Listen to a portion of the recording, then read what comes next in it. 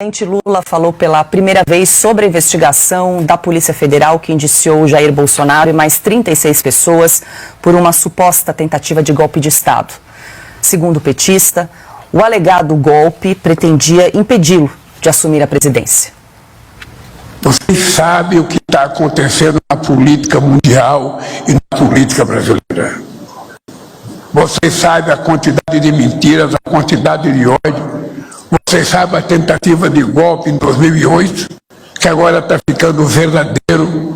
Ninguém pode mais desmentir, porque, na verdade, eles tentaram dar um golpe para não deixar que a gente assumisse a presidência da República. É isso que eles tentaram fazer.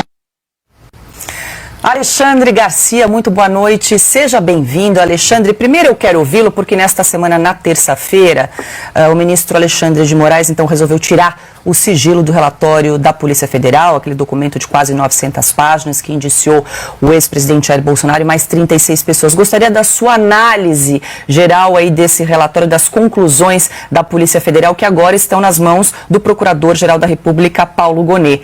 Olha, eu estou saindo agora, nesse momento, de uma palestra do primeiro Fórum de Brasília pela Liberdade e Democracia. Só jovens empreendedores, auditório cheio de jovens. Ninguém acredita nessa história, nessa montagem que não fica em pé.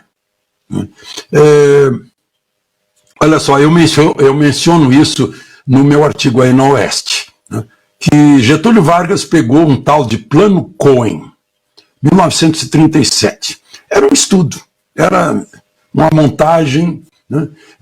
Esse Cohen é um personagem fictício, seria um judeu comunista que estava pronto para uma insurreição para derrubar o Getúlio. Aí o Getúlio pegou, fechou o Congresso, acabou com a Constituição, enterrou a Constituição, fez a intervenção em todos os estados, menos Minas Gerais, baixou o Estado Novo dia 10 de novembro, e passou a governar com decreto-lei, ele sozinho. Isso se chama golpe. No 6 de setembro de 2018, o Adélio Bispo enfiou uma faca na barriga de Bolsonaro para matá-lo. Isso é a execução de um golpe. Foi pensado, foi planejado. Adélio estava lá esperando o Bolsonaro, em Juiz de Fora, executou, só não consumou totalmente, porque Bolsonaro não morreu, o objetivo era tirar Bolsonaro. Alguém preparou a ida, um álibi de ele estar na Câmara, alguém chamou os advogados que vieram de avião, essas coisas. Isso é golpe, né? Mas não conseguiram.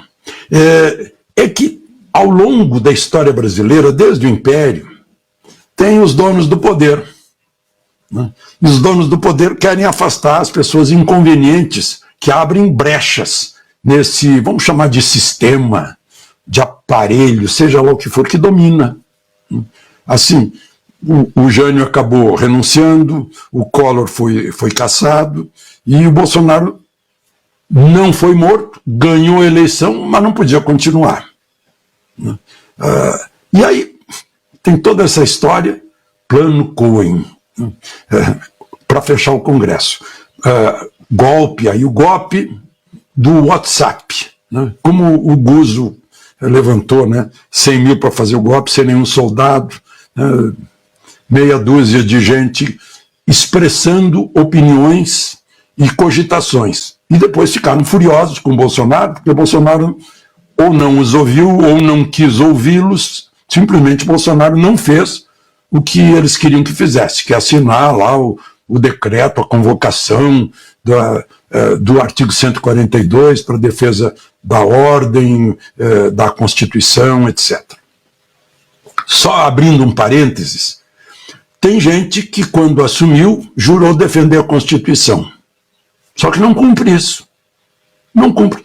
Olhem, em todos os poderes, as pessoas assumem a defesa da Constituição. E está na cara de todo mundo, está na cara de todos os jovens que estavam no auditório hoje me ouvindo, que a Constituição está sendo jogada de lado, devido ao processo legal, amplo direito de defesa, liberdade de expressão, vedação à censura. Isso não existe mais. E a gente está assistindo a isso. passivamente. Ao longo de toda a história brasileira, nós fomos sempre muito cordatos. Então, para haver um golpe, tem que ter o 7º de cavalaria, tem que ter infantaria, tem que ter artilharia, tem que ter a força aérea, tem que ter marinha. Nada disso. Inventaram que os tanques estavam prontos, a marinha imediatamente desmentiu a fantasia. Imediatamente a marinha, o atual comando da marinha, desmentiu o que estava na narrativa. Agora vai para o Ministério Público. O Ministério Público pode arquivar sem dar satisfação a juiz nem a polícia. O Ministério Público tem esse poder porque o Ministério Público é o dono do inquérito. Só para a gente lembrar, os inquéritos têm como início o Ministério Público. E o Ministério Público tem poder até de fazer um recurso se não gostou da pena muito grande ou muito pequena, né? O Ministério Público pode pedir mais diligências à polícia. O Ministério Público tem esse poder porque é o dono do processo. E não é o que a gente está vendo aqui no Brasil. Então, essa coisa que a estudantada toda, que os juristas que lecionam em faculdade de Direito sabem que não é o devido processo legal, está sendo feito aí na nossa cara. A gente sabe ler, a gente lê a Constituição, a gente se informa sobre o que é um devido processo legal, e estamos aí com mais uma tentativa de barrar o Bolsonaro. Teve a faca do Brutus, ou do Adélio Bispo, né, que não acabou com ele, e agora tem que afastá-lo. Por quê? Porque ele conseguiu falar com o pessoal que antes era atraído pelo clientelismo, não entendia bem, achava que o governo era bonzinho, apoiava o governo. Esse pessoal ouviu, Bolsonaro despertou a classe média que estava dormida, né, soprou oxigênio nessa brasa, levantou. Ele é o antissistema. Ele é, com a rede social, né, os dois juntos, a rede social deu voz a cada pessoa. Por isso que estão querendo deixar a rede social de lado, porque empodera o povo. E empoderar o povo significa fortalecer a democracia. Enfim, é mais ou menos isso. Eu estou animado com as novas gerações. A despeito de professores militantes, catequistas, as novas gerações, graças à rede social, informando, dispensam os intermediários de antigamente, e estão formando suas próprias opiniões. E sendo donos de seus pensamentos e querendo liberdade e democracia.